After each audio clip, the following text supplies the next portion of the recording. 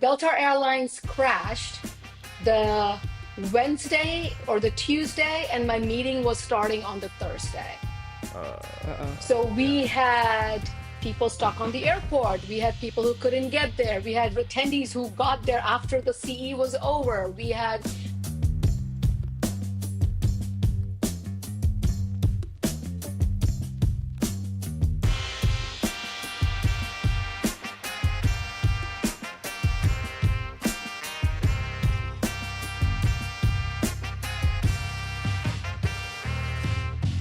I did not know about this story, but it's really cool. I did not know that you have a Guinness World Record. And then when I found out what you did, I thought that was even cooler. Can you just Oh, tell give the Yeah, can you just story. give our listeners like what you did because it's so cool. okay, so in a quick story way, I was in my 20s when I decided to launch my company. And when you're in your 20s, how do you get people to take you seriously? Because you're like, hey, I'm an expert. And they're like, well, you're 20 some year old.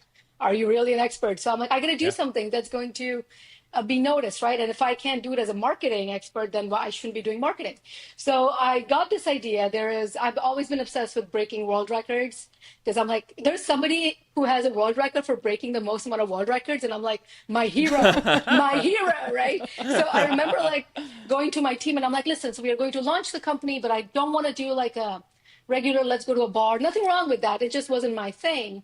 So I'm like, I want to kind of bring attention to dental hygiene because I'm a hygienist, but I also want to kind of make a splash. So we looked at this world record. It was broken before us in Times Square, New York. So I'm competing with Times Square, New York Oh by a wow. big company.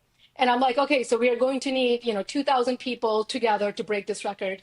So things started working. I came up with a strategy. My team was involved. Everybody was involved. And we did it in October, which is Breast Cancer Awareness Month. But October is also Oral Hygiene Month. And it's also Dental Hygiene Month, right? So there's a lot going on in October.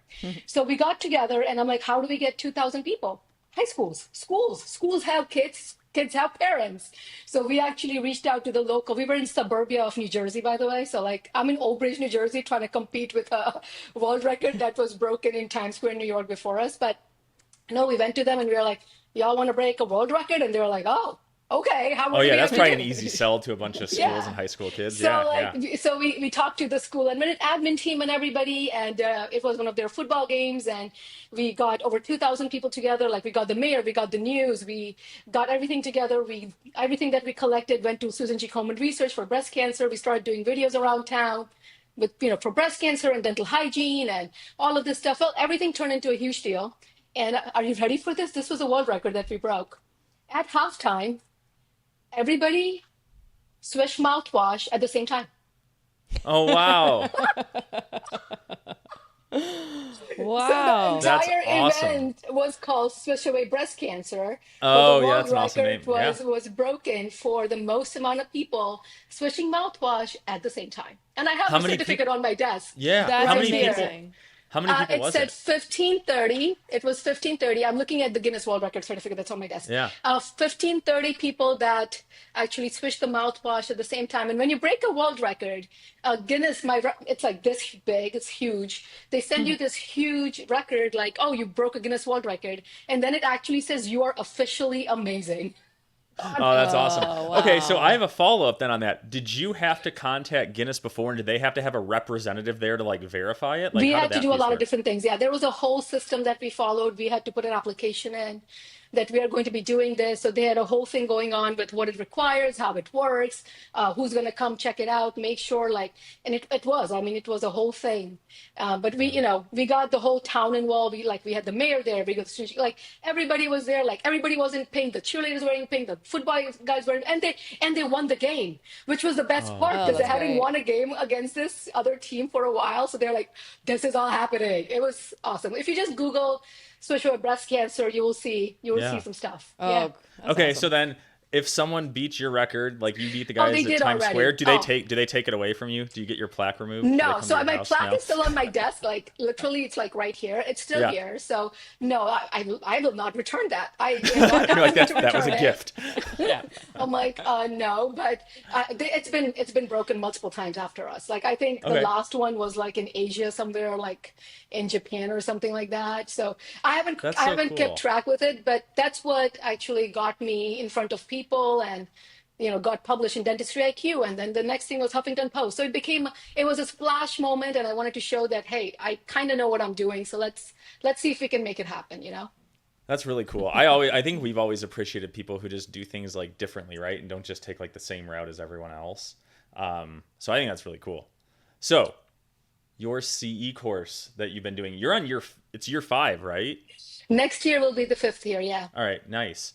And I feel like for years, I mean, Alex and I just don't like, I don't know, we kind of got out of the Learning. We sold to a DSO a couple years ago, right? Got so out like, of learning. I think by the time I was like, oh yeah, this course would be pretty cool. I think I was already like planning my exit, so it wasn't like top of mind. I know. We're like implant course. We're like, okay, how do we sell this thing? Yeah. But you've always had it like, okay, so did that come from, or your thought on the whole CE? Because everyone does CE courses, right? Did you want to build something? Was the first thing that it was at a really nice location? Was that like the Well, where did the idea come from originally, like to do a CE course? Yeah, that's a much better way of asking that than I just did. So similarly, like you mentioned already, I grew up in St. Thomas in the U.S. Virgin Islands. So I grew up on an island, and my parents still live. They still live in St. Thomas. My brother, my family, my aunts, my uncle. I have a huge family on the islands. So I visit the islands a few times a year. And this is literally something like you were just saying how small this world is. I was visiting the island, and I was snapping photos of like beaches, just chilling. When you go to your vacation, you take a photo of the sunset and you take a photo of the sand or whatever. And I was posting it on Facebook, and I started getting DMs from people on social saying, where you at? What are you doing? How do we get there? How do we make this happen? I'm like, so I literally went on Facebook, and I can probably pull up the post at some point. I went on Facebook, and I'm like, okay, if I were to do a CE event in St. Thomas, how many of you will actually show up? It's a lot of work. It's a lot of money. And if you don't show up, I'm not doing it. So how many of you are going to actually show up? So I put it out in the world, in Facebook. And I got all these people commenting and saying, and they're like, we're going to do this. So the first CE event was in St. Thomas. But I'll tell you, I was scared. I'm like, no one's going to show up. Like, I don't know these people. I don't know what's going on. So here's what I did. I didn't even have a resort. I didn't even get a room block. I rented out a restaurant. One of my favorite restaurants in St. Thomas is on a beach, and they don't open in the daytime. They only do dinners. So I'm like, hey guys, you know me from like when I was 12. I love you guys. I'm trying to do this thing. Can I rent out the restaurant? You guys do the breakfast and the breaks and the lunch, but can I rent out the restaurant before you guys go to dinner? And they're like, okay. I'm like, okay. So literally my husband and I, like we flew to St. Thomas, we bought a projector screen. My husband, who's a physician by trade, was my AV guy. I got everybody's like, I was using my tiny little laptop to do things because I'm like, I'm not committing to a room block, and I'm not committing because I don't know who else is coming. Yeah. So my goal was 30 people. I'm like, if I can get 30 people to fly to the Virgin Islands to do a CE course, amazing. 60 people showed up. So 60 people registered, which was awesome. And, the first one felt like every single person who was there was like somebody I knew, right? Like it was personally invited. It's, when you first start, you kind of reach out to your bestie and you're like, hey, what you doing? I'm doing a CE course. You're in dentist. I'm in, dentistry. Want to come hang and take CE courses. So it kind of spread the news that way. So that was the first one. So it was a total baby step. And I was shocked people showed up because there was no room block. So they were all staying all over the island. They had to figure out to come to the CE session and like get back and the whole thing. Wow. It seems like that turned out better than like that fire festival, right? At least you didn't have like tents and stuff like that. Because at first there were some parts I was like, I have no room block. I just have a restaurant. I was like, this sounds familiar to a documentary I watched a couple of years ago. No, this was legit. They all showed up, and it worked out very well. So every CE on the beach I throw a CE a beach party. Oh, nice. And the one in St. Thomas was on Magens Bay, which is in the top 10 beaches in the world. It's one of my favorite beaches. So we had a full-on barbecue on Magens Bay, and like everybody came, and friends and families are welcome. So it became a whole thing. So we were in the water, we were barbecuing, we were eating, we were dancing, but like it became like this huge networking event because like the people you don't really get to talk to during the sessions are now, out there just chilling, relaxing kind of thing. So it's very, very family friendly. Like entire sea on the beach is like we have a kids buffet, family friendly. Oh, nice. Oh, wow. That's really cool. Nice. All right, well, I'm already convinced. And what kind of CE on that first one? Yeah. What did you do with speakers and stuff? Yeah, because if you're like, I don't know who's... It was me. It's just you? Oh, my gosh. I mean, I am a speaker. I speak at all the conferences, Hinman, Chicago, AEA, like I speak at all the conferences. So I am a well-known speaker. So I told them, you're going to get me. You're going to get me for 2 days, and we're going to deep dive into marketing. And then also, Sea on the Beach is designed where every attendee gets a workbook. So it's not just like, yeah, I'm going to write off a trip to the islands. No, you show up. If CE starts at 8 a.m. and you want breakfast, you better be there by 7:15 because I will close down breakfast. You will not come in. I mean, we will not let you in the CE room. So it's very strict. And people who come know that because they get an email from me saying, I will stop and stare at you and I will make 200 people look at you as you walk in the room. So don't be that person. But no, good. so it's a workbook. So we did literally 2 hours of marketing and practice growth and practice management. And it was awesome because we all had, it was a restaurant. So everybody was in round tables. So it made it into a workshop. And yeah, it worked. Oh, that's really cool. Okay. That's awesome. So now into the, obviously you had proved out that it works, like people wanted it. And now you're going, like you said, you're about to go to year 5 on it. Okay. So now I'm going to dive into all these questions I have. And if I get too personal on one or there's one that you can't answer, just tell me. That's fine. I tend to not have a great filter with that stuff.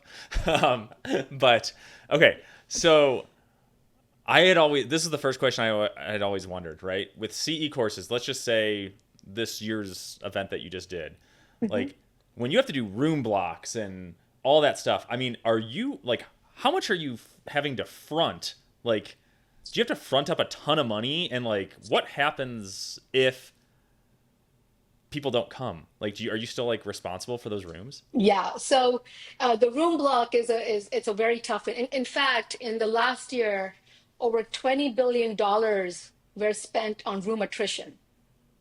So that Whoa. means that in America, that's how much money was gone because people didn't show up in the room block. So it's a huge, you're taking a huge risk when you do a room block. So for me, it kind of works 2 different ways. The first way is after first Sea on the Beach, I had to get a room block, because now from 60 we jumped to 100 and 120, 100 and blah blah. So I had to get a room block. And first I like to have a good room block. Like next year, Sea on the Beach is at the Ritz-Carlton in Maui. To stay at the Ritz in Maui is like $1,200, $1,500 a night because of the Ritz-Carlton in Maui. It's just Maui, and then there's a Ritz-Carlton in Maui. Yeah. And my group room rate starts at $449.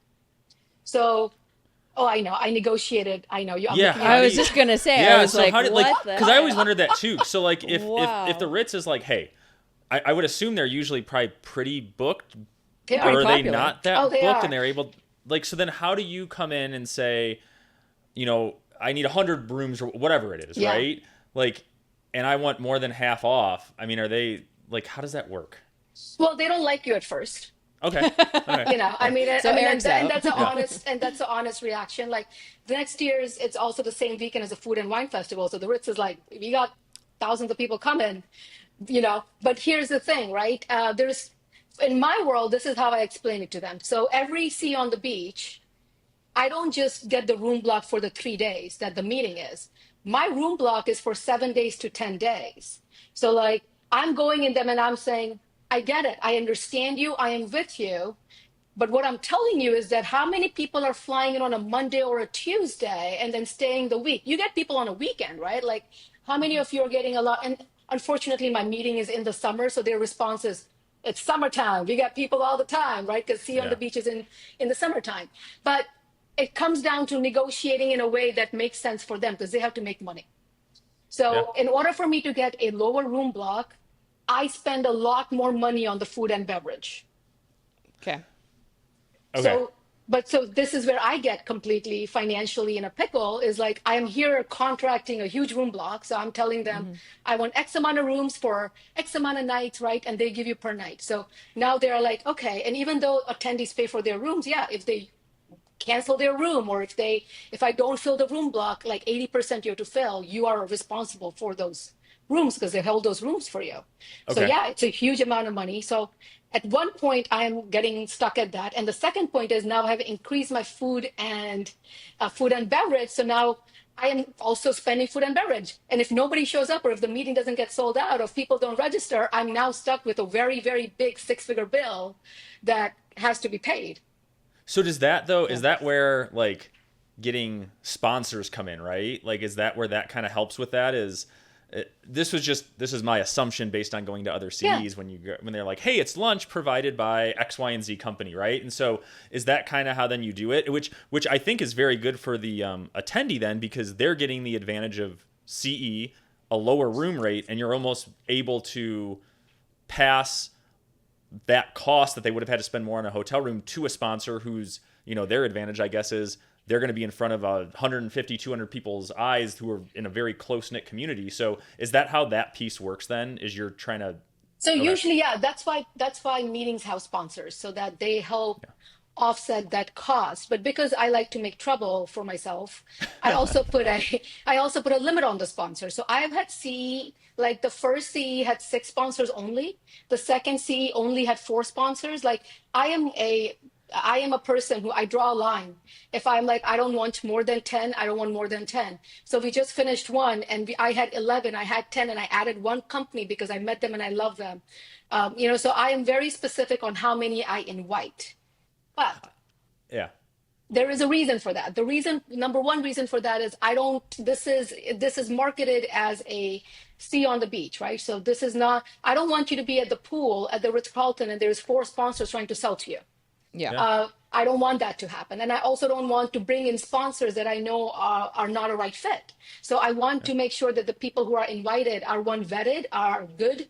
I know that they are good humans. They're good companies. They're in the Sea on the Beach sponsorship is invitation only. So only once you're invited by me can you actually come as a sponsor. So it's kind of changed, but I changed it that way because I really want the attendees. My goal at the end is the attendees. I want the attendees to come because if I don't have attendees, I don't have the sponsors. I have to pay for the room block and the food and beverage. So every decision I make is based on the attendees. If I was an attendee, what kind of companies or what kind of humans do I want to be surrounded with on an island that I'm there for 7 days? Or if I'm at a CE event, what do I expect? So everything is very, in my world, and it's so focused on the attendees' needs and what they would want, and everything else is literally surrounded by that. And then, I have lost some money at some times, but that's, it's a business. You win and you lose. Yeah. I'll just take over. No, keep going. These are good questions. Okay. We've hit those now. Now with speakers, do most speakers, right, I'm guessing it's the same concept, you vet people, or it's people they're known for years, or just that or you feel like are a good fit for your group. Do most speakers, because they might also be selling a product, so they're almost kind of like a pseudo sponsor, right? Because do speakers usually at events get paid, or do they have to pay to come to stuff? So it's Sea on the Beach. So it works both ways in general events. And Sea on the Beach is one of my events. I do multiple events. And so for Sea on the Beach, no, you get paid as a speaker to be there. And you are not allowed to sell from the stage. Yep. Okay. Good. So it's just straight. Yeah. That's the thing. Straight education. If I'm going to pay you for it, you're not using this as Yeah. That's fair. And I stop them. I do stop them. Like there was one point where there was a speaker who was like, well, this blah, blah, blah, blah, blah. And I'm like, that's awesome. Let's move on to the next slide. Like I will legit stop them in the middle of the presentation. Stop. Because it's in order for you to be CE certified, you have to sign some forms. Like you don't just get CE. So as speakers, we actually have to sign a lot of forms that talk about our presentation. Yeah. And we also have to mention, do we have any product relationships, any financial relationships? And this has to be disclosed beforehand. This is how you get approved by AGD PACE or AGD CERP or blah, blah, blah, blah, blah to get our CE. So if you come into an event and you started not doing what you're supposed to do and the meeting planner gets in trouble because now they can't give the CE out and the people don't get it's a whole situation. That makes sense. Yeah. I was going to say, like, we lost track of our CE a long time ago. Yeah. Someone's like, here's your CE. And it's like, okay, well. Yeah. They, okay, so then, now this is just my brain spinning. All right, next one for you is when you're having an event, right, you probably want to have a good reputation, right? I would imagine that and this is for like not for like the hotels, right? So to me, I could see another issue where it doesn't matter if you're doing a dental conference or whatever it is. Does the hotel see you as a representation of your group? Meaning if like we're all hanging out there and everyone's drinking and partying or people are rowdy, will the hotel come to you and be like, get your attendees together, and then they can either like kick you out or they kind of, I would assume they can put you on like a list that it's like, then it's more challenging. So like, do you have to manage that? Yeah, so I mean, when you sign when you sign a contract with the hotel, they do have certain things on there. From a meeting planner perspective, you also every event I do, I have to buy insurance on it. So at my end, I have to cover not like insurance. There is no insurance to fix the attrition. There is nothing that's going to cover my rooms if people don't Yeah. show up. But somebody gets drunk and falls down, if something happens, or if they were like, I have to get liability insurance every time I do an event from my perspective, and the resort requires me to do that. Yeah. Yeah. Now, for me at Sea on the Beach, every single attendee that registers in the registration form is a code of conduct that they have to agree to. So we Good. are watching, and we are Yeah. not okay with just acting. Luckily, it has never happened. Like I said, we market it as a family-friendly event. We make sure it's a family-friendly event. There is not any inappropriateness. If there is a very gentle nudge saying, "Hey, it's time for you to go back to the room." You know. Nice. Yeah. So let's talk day of the event. So are you walking in going, all right, all the planning has been done. Let's just enjoy what's going on? Or are you frazzled and going from room to room or talking to people and going, I hope this is going well? You're saying is it like a wedding, right? Ki- Where it's kinda like like doesn't a matter how much wedding. you plan, it's still is Yeah, gonna be yeah. Like frantic. what kind of fires do you have to put out? Is that the hat that you're wearing on the day of the event? If you like our podcast, check out Alex's newsletter, Just 2 Minutes. It's full of great advice, which makes sense considering it's her thoughts and not me sidetracking her every 2 seconds. You can subscribe at coupleofdentists.com. The link is in the show notes. Now, back to the pod. So it takes 15 months to plan every event. Wow. And the goal is at least for me, and I'm just speaking for me. I'm sure there are superstars out there who are like, y'all come on over next week. That's not me. So for me, every Sea on the Beach takes 15 months to plan. So before the day one, when we always get to the resort a few days early. So when we get to the resort a few days early, we first of all actually have a meeting with the entire resort team. So this includes the chef, this includes the maids, this includes the event planner, this includes every single person. And this includes the people who are going to be in the meeting space. So I actually require every single resort that I work with to have a 3-hour meeting with me and my team once we get to the island. So this is after we have planned everything. Everything is in place. So now we actually have a WhatsApp group with that event team because it's usually my events are on islands.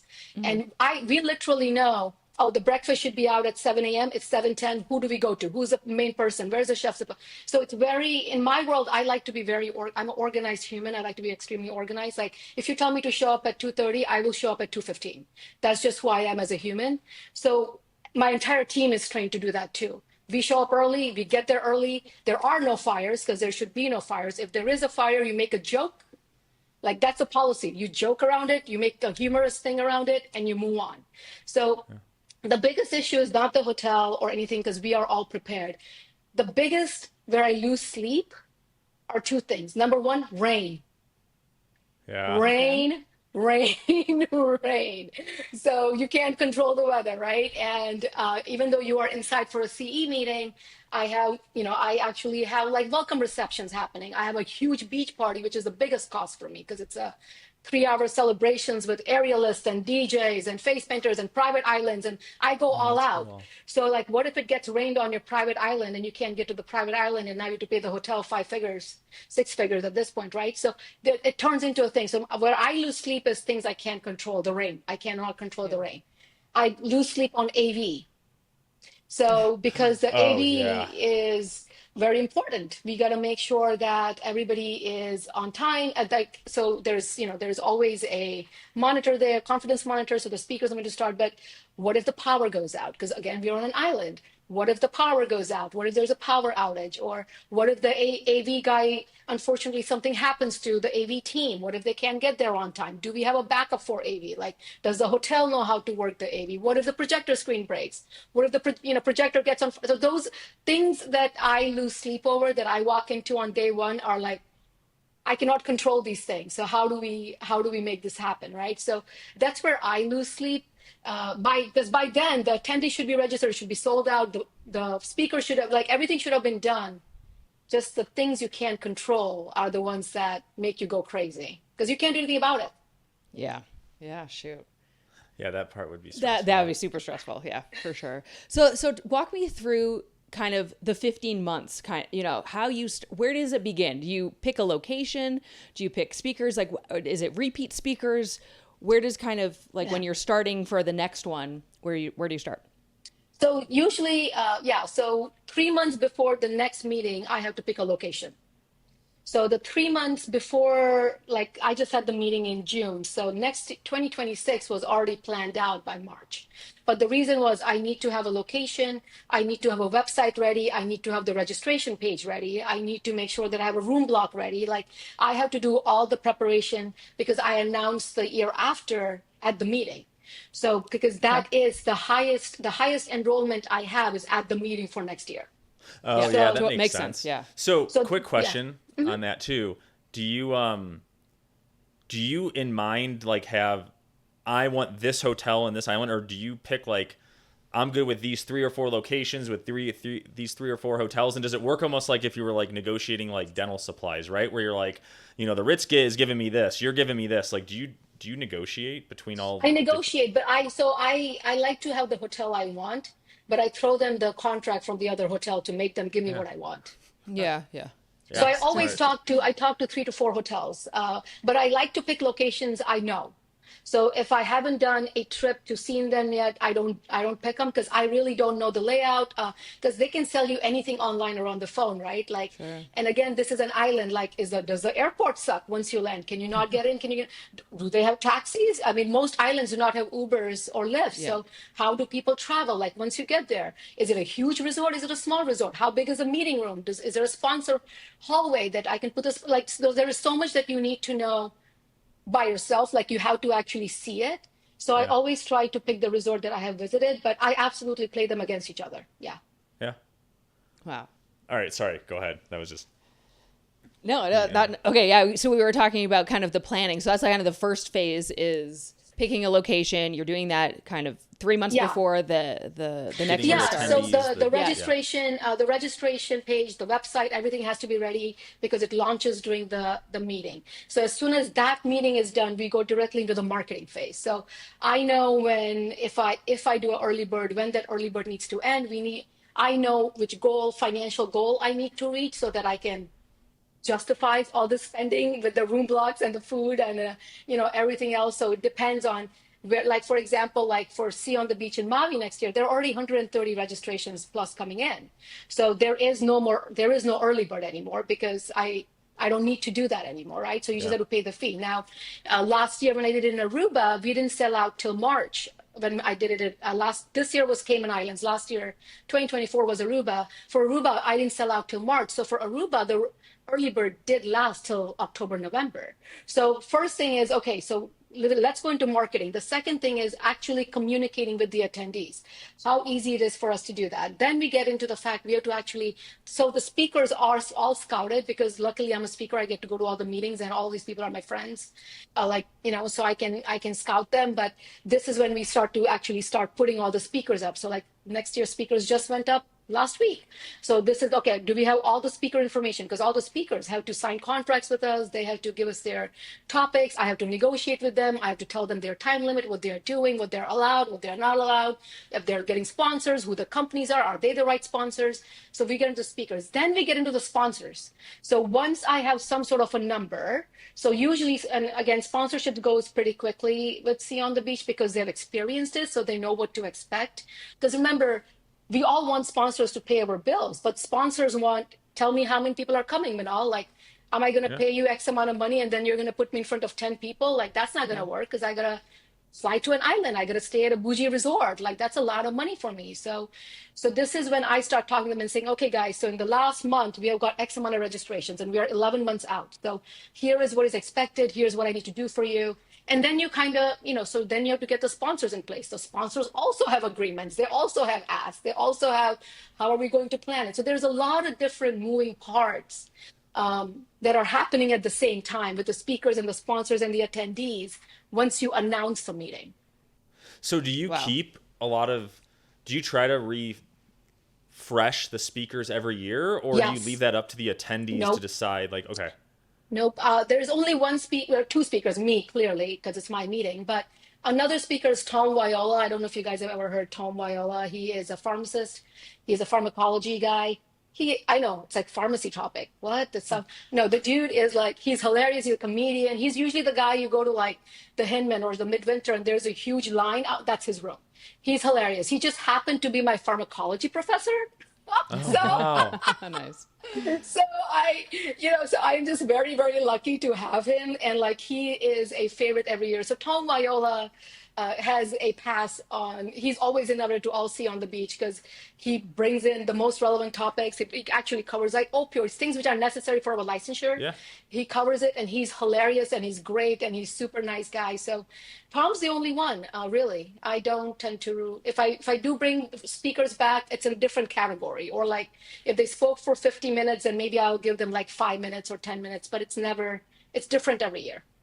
Oh, Gotcha. nice. That keeps it fresh then. Yeah. Okay, so What are you No, gonna no, ask? you go, I was you gonna go, ask you you about any horror stories. Like anything not go as planned, like a speaker didn't show up because they missed a flight or something like So that. there was a horror story. The horror story was in Aruba last year. Do you guys remember the Delta glitch that happened last year in the Yeah, summertime yeah. and the entire Delta Airlines crashed? yep. Oh. That was during Sea on the Beach. Oh yeah. You confused her. She thought Sorry. Delta Dental. Delta Dental. I'm No, like they but glitch yeah, all Delta the flights. time. Yeah, Yeah. No, yeah. So was it like that Delta similar flights, yeah. glitch to like when Southwest had that Yes, one? yeah. In like, around like 5 years ago Yeah, or something. that Okay, was so Delta. Delta Okay. Airlines. Delta Airlines crashed the Wednesday or the Tuesday, and my meeting was starting on the Thursday. Uh-oh. So we had people stuck on the airport. We had people who couldn't get there. We had attendees who got there after the CE was over. We had people not making it to their room. So whole the room block situation going on. We had one speaker who got there really late, which worked out because we swapped out with another speaker, but they didn't get a chance to really come and refresh. They literally came from the airport and they're like, stage time, but they showed wow. up and they made it. But it's again, things which are out of your control. There is like, nobody predicted the Delta Airlines glitch and it stopped thousands of flights. And, so here I am expecting X amount of people. Even sponsors were stuck on airports, like they couldn't get in. So like you have 24 hours before your meeting starts and 30% of your audience is not there because not their fault, not our fault. Now, this is where it gets tricky is now you have to negotiate with the hotel. Yeah. And you have signed contracts with the hotels that say, hey, you have to give me a head count 2 weeks before the meeting. Hey, you have to do this and that, right? So now your room block falls because when you have so many people coming, you are losing 100 room nights, right? If you have, let's just say you have 10 people that don't show up and each one of them at 10 nights, at 100 nights, I'm responsible for. So how do you now negotiate with the hotel? Because this is not the hotel's fault. This Yeah. is not, but this is also not my fault. This is also not the attendee's fault because they're stuck on an airport. Delta Yeah. is not going to pay us for it. So how do you negotiate and do all of that? So that was a horror nightmare. That happened. Luckily, I had a lot of people that came early to the meeting.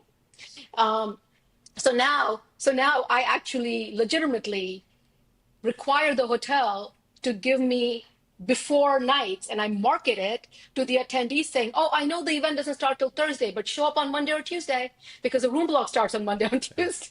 So then Yeah, do you do since your event is longer than the actual CE, and what I mean is like attendees probably Yeah. stay on the front or back end of it, do you ever have like when you're not doing the CE, right, which is it like what, 2 to 3 days probably? Is it like 2 Yeah, days? 3 days. Okay. Do you have other like events planned that maybe you're not sanctioning, but it's like, hey, on Monday the group's gonna go snorkeling, or how do you what do you do on the days when you don't have CE?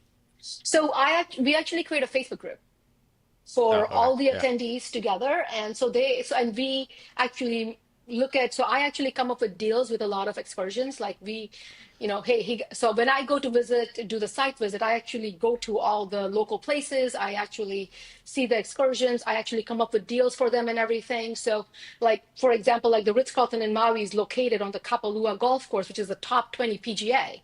So clearly everybody's going to people who are in golf are going to want to golf. Or like, we are also going to be at the Food and Wine Festival. So I'm trying to now negotiate with the Food and Wine Festival saying, how do I get my peeps into champagne and caviar tasting for a discounted price? So we do there's a lot of research done beforehand behind the scenes, and it's very, very organized. Like, well, my team shares everything from the top 10 restaurants, when to like the top 10 excursions, to where to go, when to go, what day is happening, what, like everybody gets all the details. And then we legit have a very active attendees only Facebook group, and the attendees put down, hey, we are going on a boat tour on Saturday. We have 3 spaces. Anybody wants to come? And then the others will say, we want to go. So we just create smart. a networking thing that they can all just communicate with. So are you Nice. able, when you're negotiating with them, and it's just because you're saying, hey, I have a CE, what? With the hotel or with Hotel or Food and Wine, whoever it is, Okay. anyone that you're negotiating like a vendor fees for, whatever, can you use like the leverage of, this is a dentist event,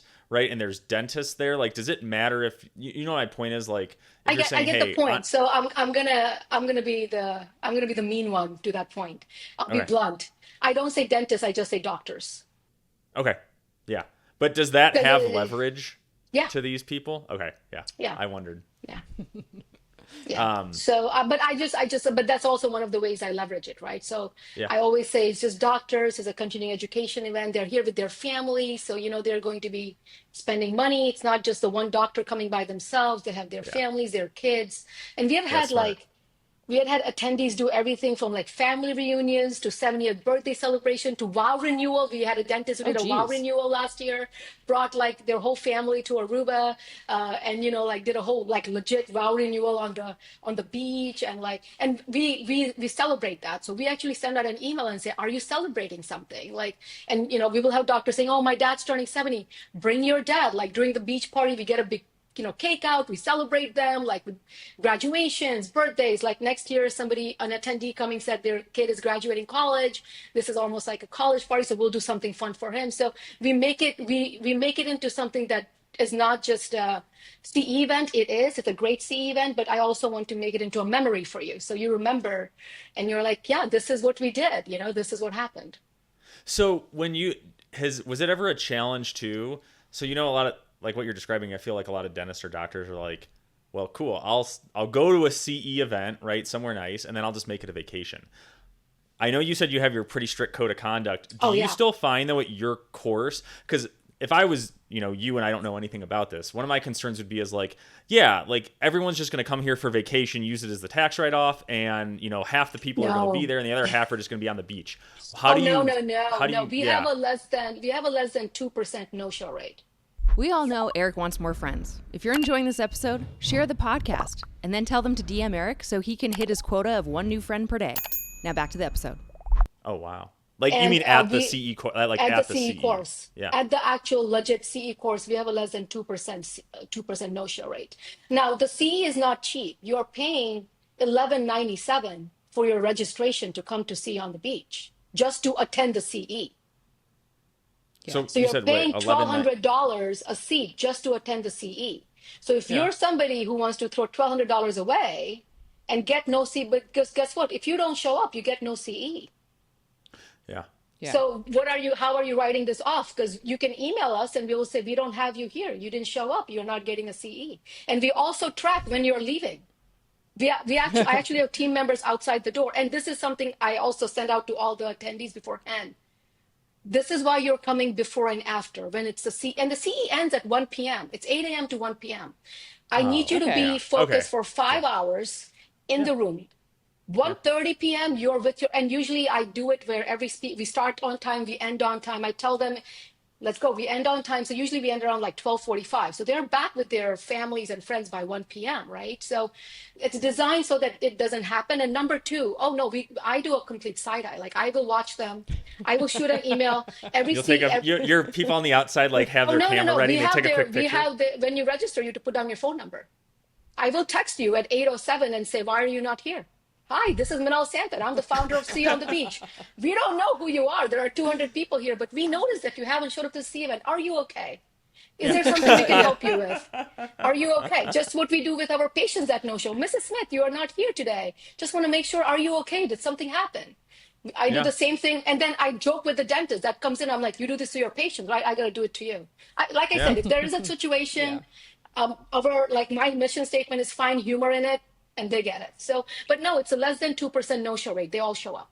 So do a lot of the hotels though too? Like let's say like Alex and I were like, we're gonna go to next year's event. Sounds awesome. Yeah. But we have like three little kids. Do a lot Yeah. of those hotels have like kids clubs and stuff like that? So like the Depends where attendees. you are. So some hotels Okay. have it, some don't. So the Ritz-Carlton does not have a kids club, but what they do, they have an entire kids program thing where they take them out on like hikes and beaches and like they have this whole Kapalua thing. So what we usually do is for the kids, so we work with the hotels and they give us their actual nanny services or local babysitter services where they come to the resort and babysit your kids while you are there. And usually we respond back and say, hey, bring the grandparents, get a Yeah. room for them.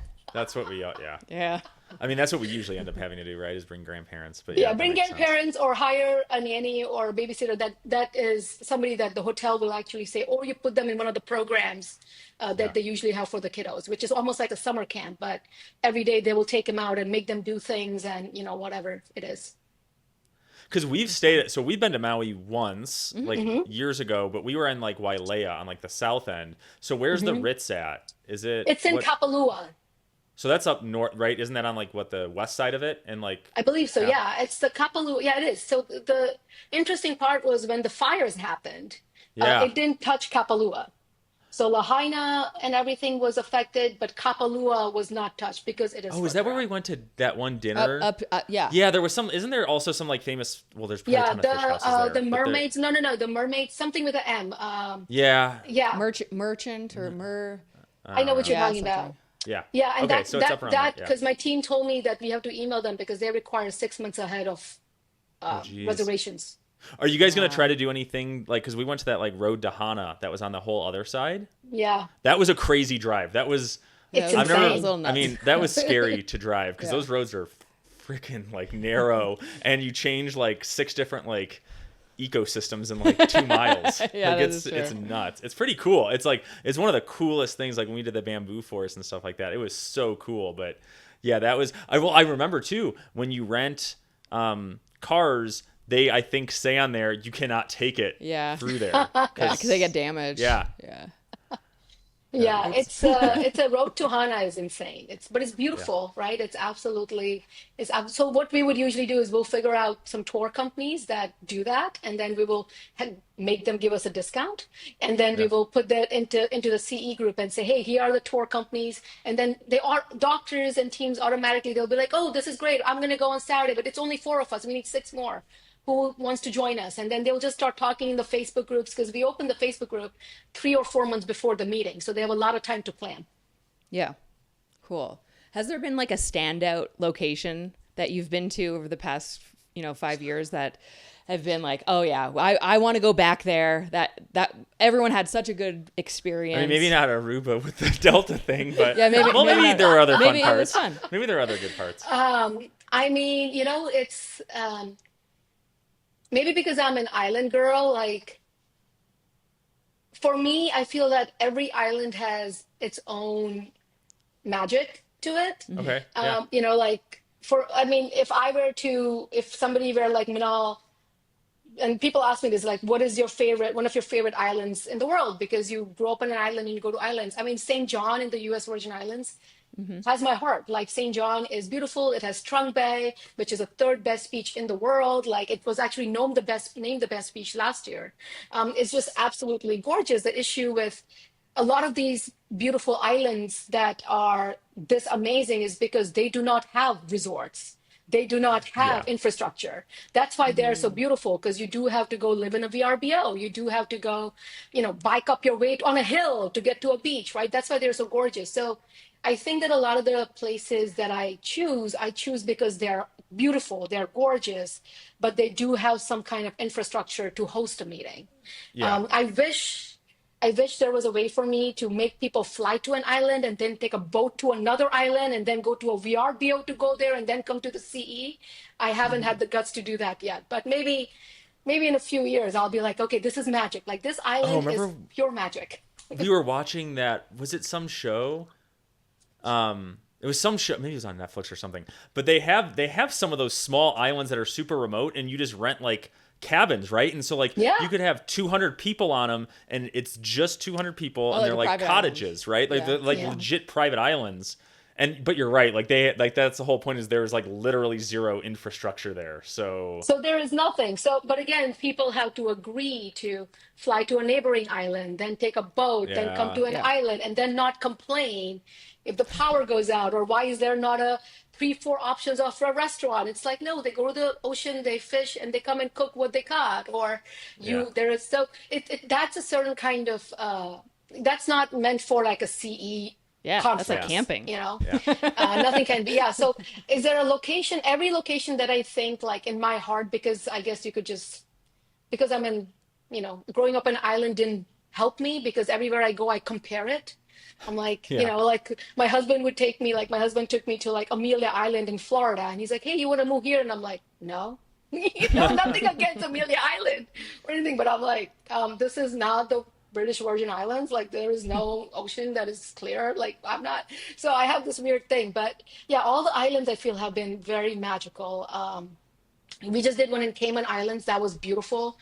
Cayman Islands has swimming with the stingrays and Yeah. scuba diving, and the people are just the nicest, such nice people. I really really enjoyed that. Maui, this is going to be my one, two, three, four. This is going to be my fourth event in Maui.